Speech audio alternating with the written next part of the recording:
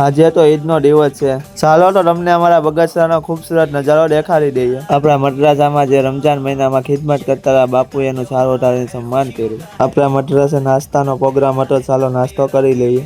આપણે ઈદગાહે પહોંચી ગયા છે, ચાલો તો હવે વજૂ કરી લઈએ। માશાઅલ્લાહ, તમે જોઈ શકો છો આપણે આખી ઈદગાહ નમાજી ભાઈઓથી ભરાઈ ગઈ છે। અલી બાપુનું ને મનસુર બાપુનું હાથ ચૂમી લઈ હવે। બગસરા અને આજુબાજુથી આપણા સગા સંબંધીઓ અને આપણા ભાઈઓ આવી ગયા હતા, તો ચાલો તો એને ઘરે મળીને ઈદ મુબારક કહી દઈએ।